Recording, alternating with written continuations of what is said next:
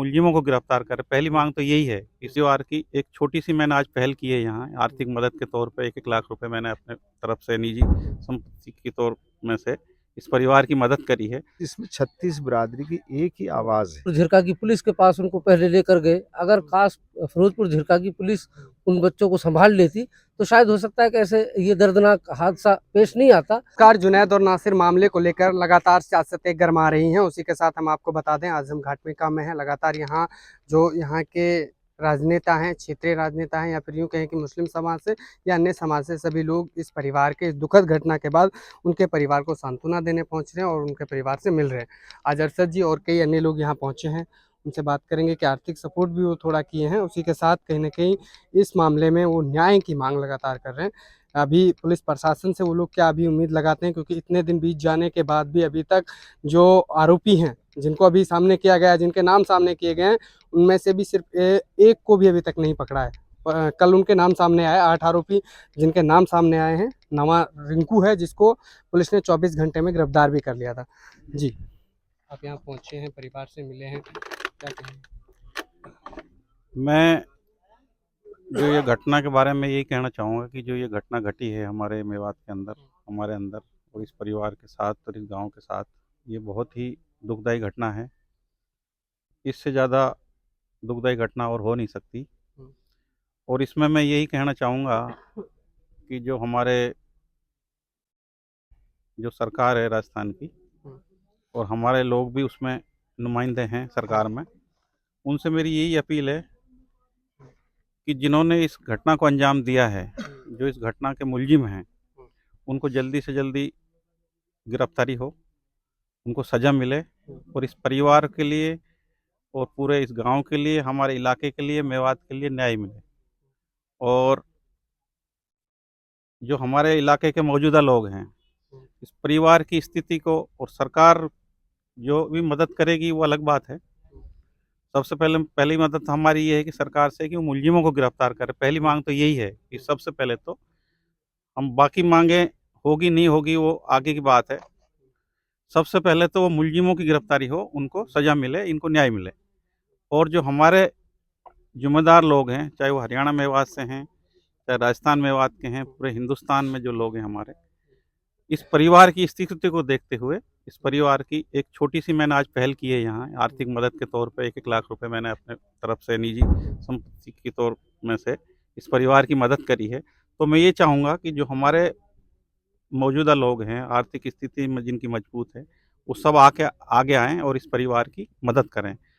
और हमारी युवा टीम जिस हिसाब से इस मुहिम को आगे बढ़ा रही है, मुझे इंशाल्लाह उम्मीद है कि ये जो युवाओं की मेहनत और यूथ की मेहनत है, ये ज़ाया नहीं जाएगी। इंशाल्लाह हमें न्याय मिलेगा और हम इनके पीछे खड़े हैं। आधी रात को भी जहाँ इनको हमारी ज़रूरत है, इस परिवार को, यूथ को, और जो ये धरना प्रदर्शन जो चल रहा है, जो वाजिब हमारी मांग है, न्याय के लिए जो हम मांग कर रहे हैं, वो हमारी इंशाल्लाह पूरी होगी और हम उनके साथ हैं इस मांग में। देखिए, आरोपियों को भी लगातार बचाने की कोशिश में, चाहे वीएचपी की बात करें, आरएसएस की बात करें, बजरंग दल की बात करें, कहीं ना कहीं जो हिंदू परिषद के लोग हैं वो कूदे हैं। इस पर आप क्या कहेंगे? असल पोजीशन ये है कि जिस तरीके से कुछ शरारती अनासिर हैं, ख़ास तौर से मैं तो उनसे जो है बात है, क्योंकि वो सेकुलर अगर जो होते तो इस तरीके से ये बात ही नहीं आती। हिंदुस्तान का जो माहौल है, हिंदुस्तान की जो गंगी जमनी तहजीब है, उसके अंदर ये मानवता का खून हुआ है, जो सही पोजीशन है। इसमें हज़ारों लाखों जो है बात है हिंदू भी इस दर्द में बराबर शामिल हैं। और इसमें 36 बिरादरी की एक ही आवाज़ है कि भाई सबसे पहले मुलजिमों को सज़ा मिले। इस तरह की जो घटनाएं हो रही हैं, इस तरह के वाक़े, इस पे लगाम लगे। मेन चीज़ ये है। और सरकार से, चाहे वो हरियाणा की सरकार हो या राजस्थान की सरकार हो, हरियाणा की सरकार से भी हमारी जो है बात है ये अपील है। अगर सरकार जो है बात है वो ज़िम्मेदार जब हो जाती है और उसके जो है सरकार जब बात अपना ज़िम्मेदारी को नहीं निभाती है, तो उसमें बिल्कुल एक आम आदमी ठगा सा अपने आप को महसूस करता है। इसमें न्याय दिलाना वो हर हाल में ज़रूरी है, ज़िम्मेदारी है हरियाणा सरकार की।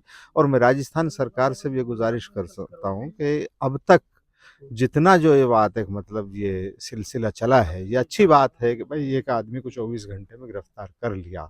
और कुछ परेशानियां, कुछ बाधाएं सरकार के सामने आ रही हैं, लेकिन जहां तक ताल्लुक है कि वो अपनी इस मूवमेंट को और बढ़ाए तेज करे, जल्द से जल्द इन लोगों को गिरफ्तार करके और जो है बात है मतलब इनको सजा की फास्ट ट्रैक के माध्यम से इसमें जो है बात है वो तैयारी करे, जिससे कि फास्ट ट्रैक से इनका जल्द से जल्द जो है बात है सजा मिले और दूसरे लोगों को जो है इस बात का ये एहसास पैदा हो कि भाई अगर जो किसी को नाजायज मारेंगे तो उसको जो है बात है सजा भी मिलेगी। कानून नाम की चीज अभी हिंदुस्तान में जिंदा है। अभी तो ऐसा महसूस हो रहा है जैसे कानून नाम की चीज ही नहीं है कुछ, क्योंकि जिस तरीके से जो है बात है वहाँ पर खुले आम संरक्षण में, और इसमें खास तौर से हरियाणा की जो पुलिस है लेके वो एसपी से लेके और पूरा मेवात का जो है बात है मतलब स्टाफ है वो सारा इसमें सम्मिलित है। क्योंकि पिछले दिनों में जिस तरीके से एक्सीडेंट को मर्डर को एक्सीडेंट में बदला है एसपी साहब ने, वो अपने आप में एक चौंकाने वाला मसला है। इसलिए एसपी साहब की और इन सब की भी किसी जो है बात है मौजूदा वर्तमान किसी जो है बात हाई कोर्ट के जज से इसकी इंक्वायरी हो।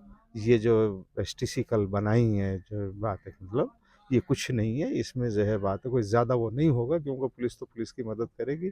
जब एसपी साहब के था अब आईजी साहब के है, इतना सही तो फर्क हुआ इसमें।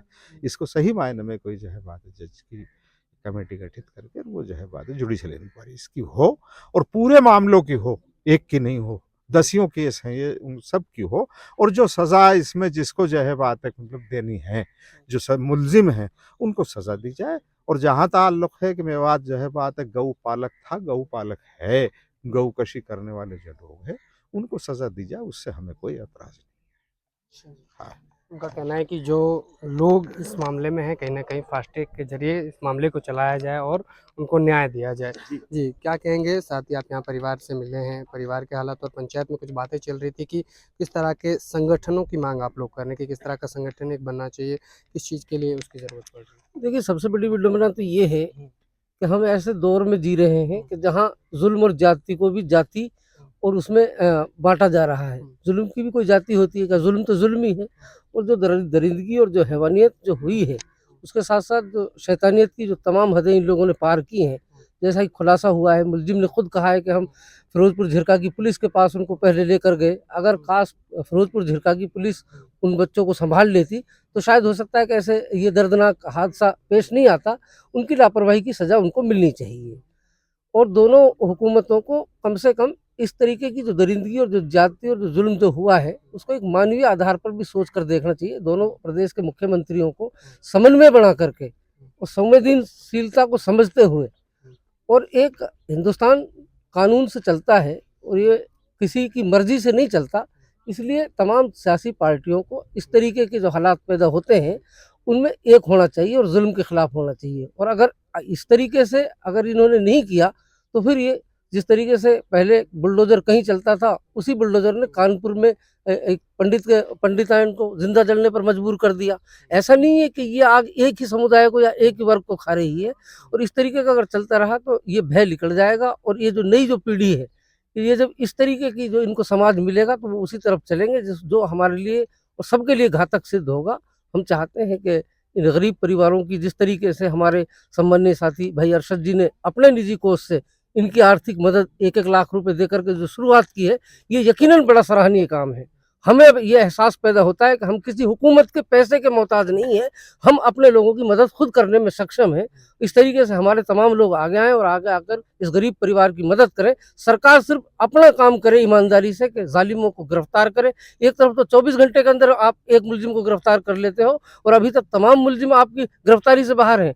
और ये जो बेहूदगी हो रही है कुछ लोगों की, मैं किसी संगठन का या किसी परिषद का या किसी दल का नाम नहीं लूंगा, लेकिन ये खुली इंसानियत की मजाक है और हैवानियत और दरिंदगी का साथ देने के लिए जो लोग बड़ी बड़ी पंचायतें कर रहे हैं, इससे बहुत अफसोस होता है। ये तमाम देश के लिए और मुल्क के आवाम के लिए बहुत ज़्यादा घातक है। हम इसकी निंदा करते हैं और मांग करते हैं कि इसमें इंसाफ हो, और जो भी कहीं से आवाज़ उठ रही है, हम हर हक की तरफ उठने वाली आवाज़ के साथ मजबूती के साथ खड़े हैं। धन्यवाद। जी परिवार कह रहा है कि हमको लगातार दबाया जा रहा है, यानी कि जो यहाँ के राजनीतिक लोग हैं वो उनको दबा रहे हैं। क्या मानते हैं?